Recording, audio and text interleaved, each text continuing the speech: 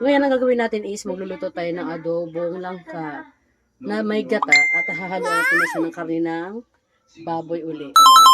Kanina nag-start na ako maghimay ng langka. Ayun nga, sinasabi ko sa inyo, nung first time ko talaga guys, sobrang namadaming nakadikit sa aking mga dagta. Pero ngayon at least alam ko na kung paano maghimay ng langka. Finally, natuto na rin ako.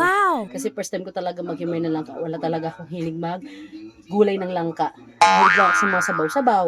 Pero ngayon at least medyo okay na. Kaya nag-start na akong maglaga. Yan. Lagayin na natin yung tigulang nating langka. Yan. Kita nyo. Kaya nga ito nga pala yung ginawa ko kanina guys. Ayan. Hinimay ko na siya. At bago ko na ilaga kanina. Malilit lang yung slice natin na ginawa dito sa langka. Yung forever langka. Marami kami langka sa bahay guys. Hindi maubos. Kaya tumanda na lang. Kaya ulam namin may langka na naman. Ayan na nga. Nilagay ko na sa kaldero guys. Nilalaga ko na siya. Kaya mamaya magigisan na tayo guys. Nagsimula na ako maglagay dito ng mantika sa ating kaldero. Teka lang, lumalaban na nga eh. Yan, kala niya kaya niya kung ang haba ng sandok ko. Labot-labot ko siya. Naka-prepare na yung ating gigisang baboy at yung ating gata. Nakaimay na tayo ng mga ingredients sa ating sibuyas. Kaya ready na tayo magisa guys.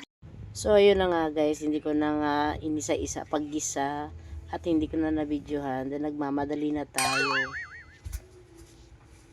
So, ito na nga yung pinaghalo kong toyo na may suka. Yan, nilagay ko na rin para mabilis yung ating lulutuin. Tingnan ang paghintay natin sa ating ulam guys. Kumaya muna ako ng tinapay. Tingnan natin yung ating karne ko, lumambot na siya. Ayan, buksan ko na guys.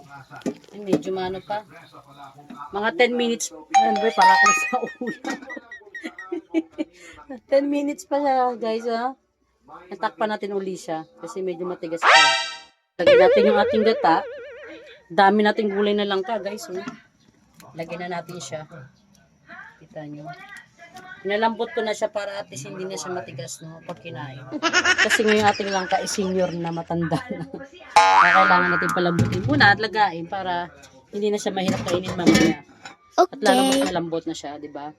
Ayan, haluin lang natin. Yan. Hawak yung isang kamay ko sa isang cellphone. Ang hirap maghalo.